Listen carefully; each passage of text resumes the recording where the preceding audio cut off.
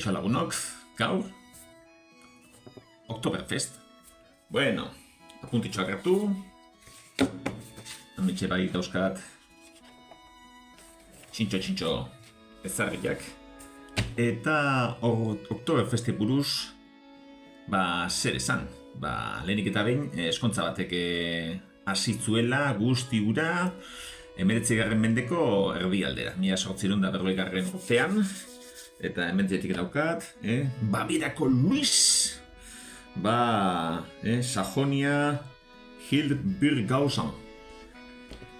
Teresarekin eskondutzanean, Luis hau Maximiliano lehenengoa Bavierakoaren semea zan, bertako erregian semea, beraz, eskontza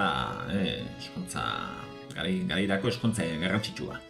Eta ura guztia, Bavierako hiriburuan, Munichen, ospatu zen, 5 egunez iriziran otoruntzan galardoa edan eta kodilloa eta lako kontuak bai printzea, printzesa eta gorte guztia. Eta Oktoberfest bezala, handik urte batzuetara jaioko zen ofizialki, Municheko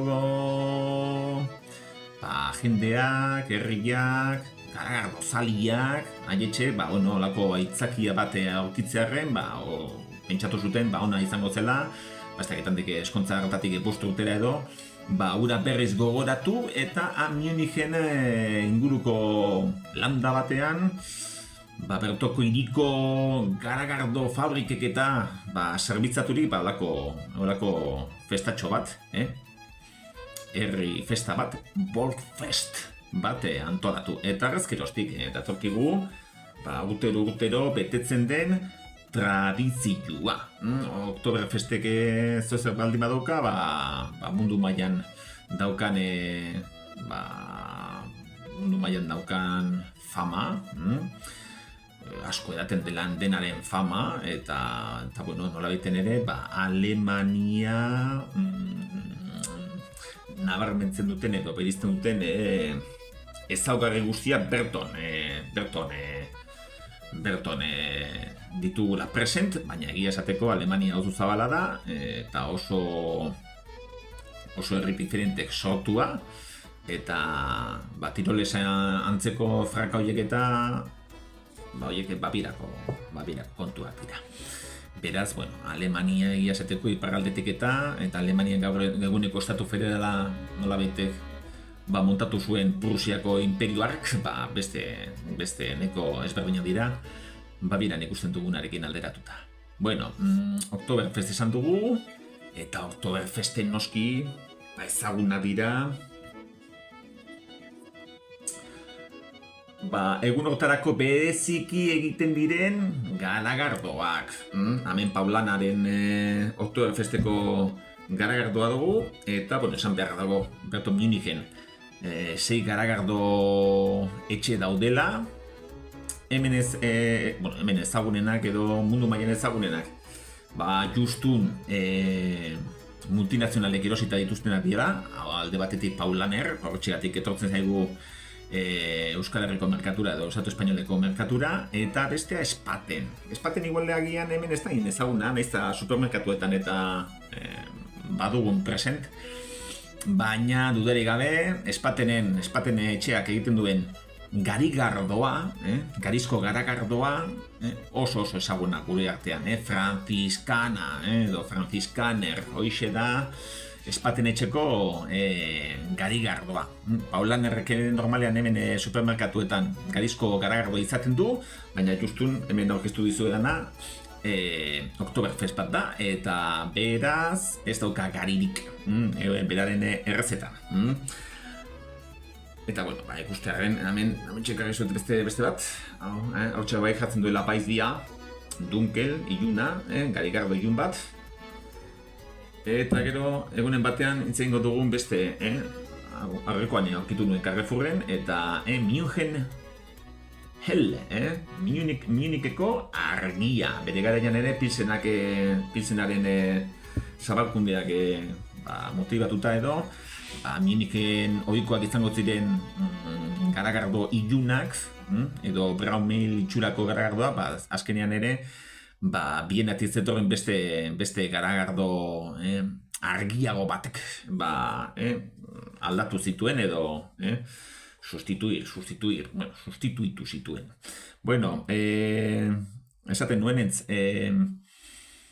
orain igual, obrena Luis Tosar bera entzute izango da, ze Oktoberfest hitza edo Oktoberfesteko garagardoa beste garagardo tipologia batekin bat dator. Oktoberfest bera festbia bat da, festbia, hau da, jaietarako egiten diren garagardoak, eta normalean ohikoan hirietan izaten diren garagardoen bertsio gogortxauak izaten dira, edo alkohole pizkatxo bat alkohole gehiago dutenak, hemen esateko, lehen aurkeztu izutan Paulane Oktoberfest, hau 6 graduko alkohol tasa duka, eta ohikoa izango litzetenean, esan dizudanez, bere garaian beste brown ale horiek aldatu zituena, gel hau edo geles 4,9, ez da postera iristen. Beraz, ikusten dugu Oktoberfestekoak direla pizkotxo bat gorputze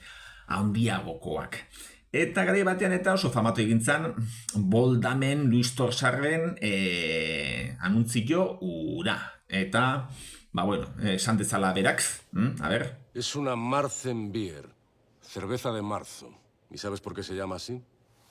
Bueno, argi utzi digo, Marzenbier edo Marzenbia, martxoan egiten ziren garagardoak dira.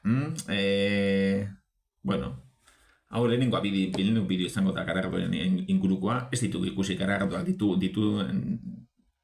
dituen familia edo 3 familiak, eil itxurako garagardoak, laga itxurako garagardoak eta legami basatiz osaturiko edo egindako garagardoak. Eta, esan behar do, lager bat dela, laga, eta honek, Alemanian estiloko garagardo hauek normalean temperatua basua behar dituztela, edo ohiko, normalen legamiak 20 gradu ingurutan lan egiten dute, beste legami hau, batzutan pastorianus edo lako izen zientifikoa duke, Saccharomyces pastorianus edo lako konturen bat, eta horiek egiten dute fermentazioa pixkatxo bat beraxeago, hotzago egotean nahiago dute, 15 gradu inguruan edo inkluso hortik bera 12 gradu ere. Eta orduan segetatzen zen, udara etortzen zanean, ez da Alemanian egon udaran ere, Alemanian bero egiten duela, eta normalean ezin zituztela, garagardoak behar den bezala fermentatu. Martxoan egiten ziren azkenengo produzioak, haietarik produzio horretatik kopuru bat, imaginatzen dut, udara tartean edango zutela, baina gehien txuena, Alemaniar nekazarien egutegiko hilabete oso garrantzitsu baterako uzten zuten.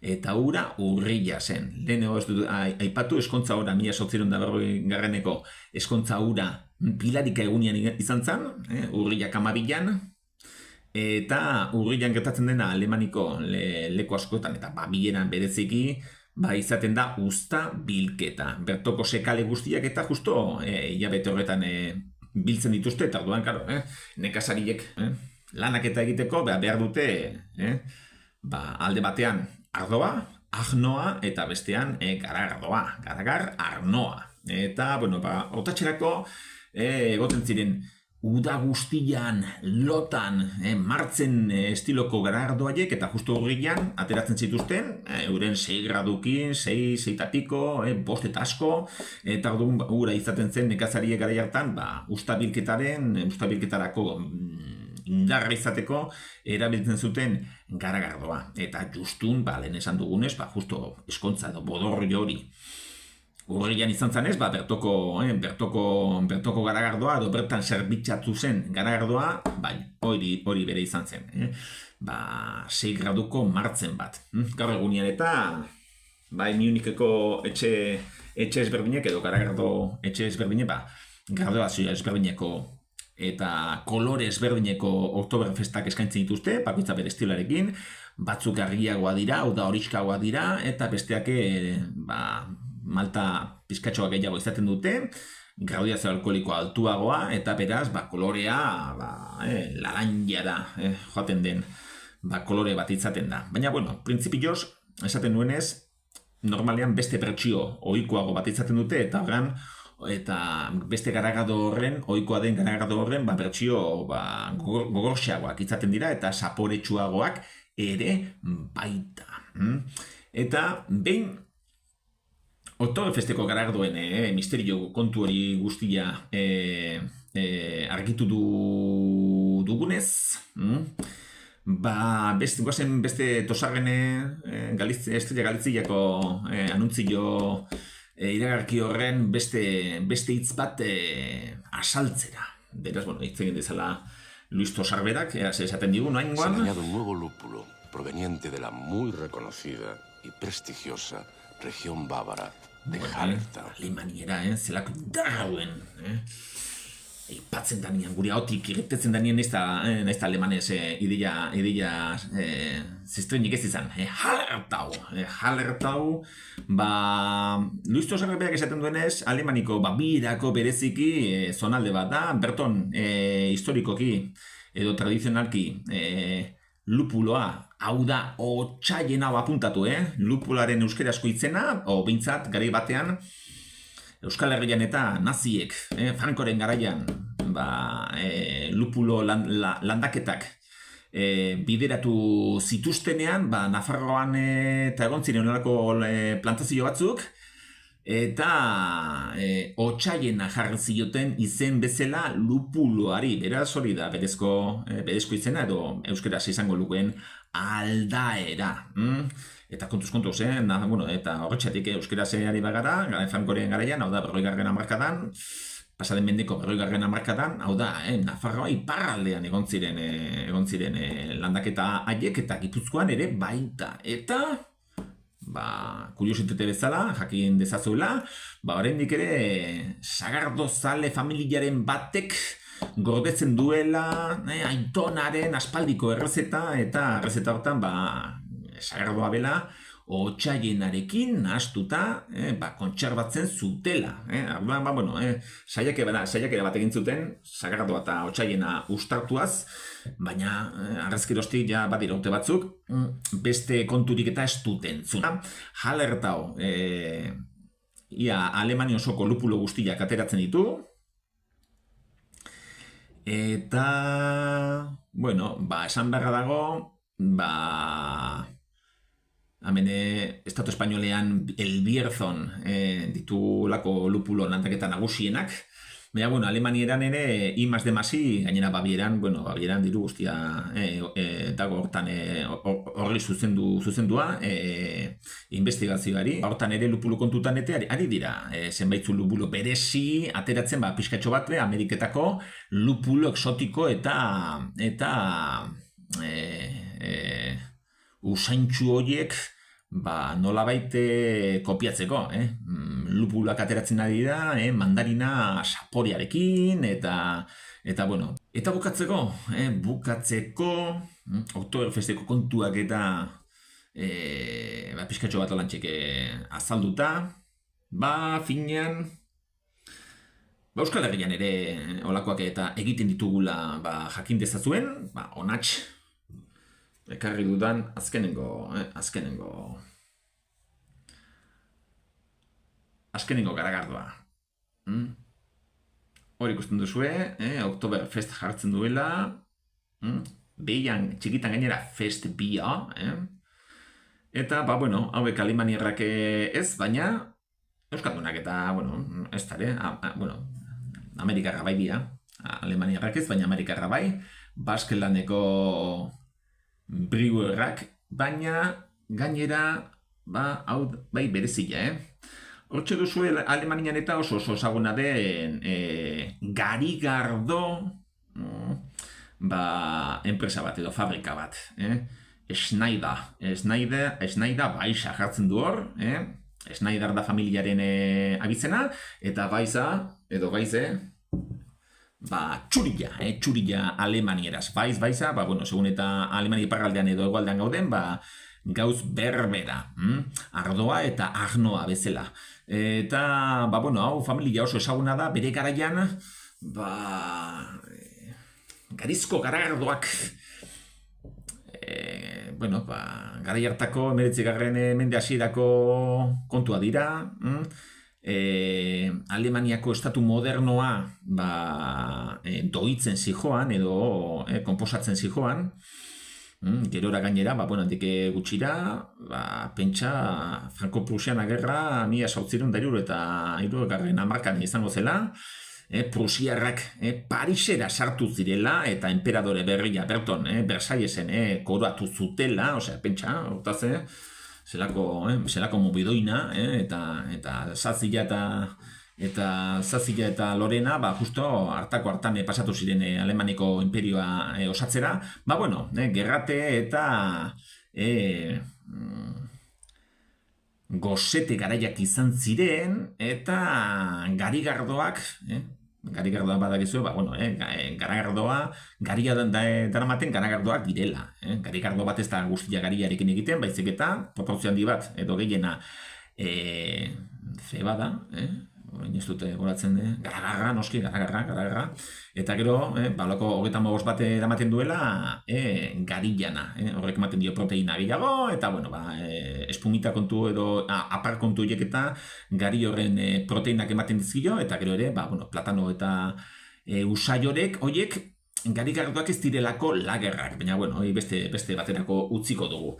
Esaten duenentz, garai hartan, garagarra onartzen zen, gizu gainera hor, gaizkepot edo ez dakite zeizen duen, 16. Mendeko lege bat dagoela esaten duena, garagardoa, garagarra, lupulua, eta ura izan bertzuela besterik ez, eta garizko garagardoek lege hau nola baitere saiesten zuten. Garai hartan, justo, hain zegoen premia ogilana, antolatu zutela edo erabaki zutela garagarra garagardoa egiteko erabili altzela, ez guztia noski, garagarrarekin ere ogila egiten zalako, baina zegoen gari guztia ogitarako erabili bertzuela. Eta familia hau izan zen bakarra, Babierako erret etxetik lortu zuena, garizko garagardoen kontura mantentzea, eta gaur egunean Schneider familia hau edo fabrika hau da, Alemania osoko eta mundu osoko beraz, fabrikarik entxutetzuena alako garagardoak egiten.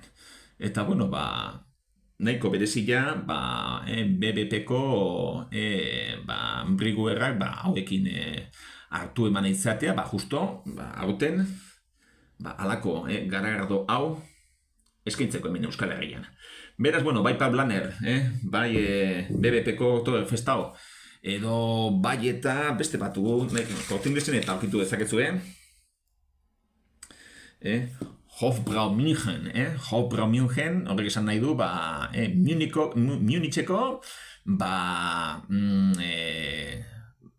brasaketa etxea, erretetxea dela, hau da Municheko estatuko, edo Babierako estatuko, preseski, edo Babierako estatua, preseski daukan fabrika garagardoa egiteko, hau da, publikoa dena, estatuarena da. Eta hori ere, aurkitu dezakegu, Korte Ingelesen edo, Beraz, nik 3 horiek aipatuko izkizuet, eta, laugarren bat ere sinaztu, Lovenbrau ere, nahiko ezaguna linealetan eta, baina, nire ustetan ere, lauretan, Spaten eta Lovenbrau nire askorik ez ezkit gustatzen. Egin zuek zuen aukera, da estatu laurak, eta ezaztu bidean, BBP-ko beste bitxikeri hau.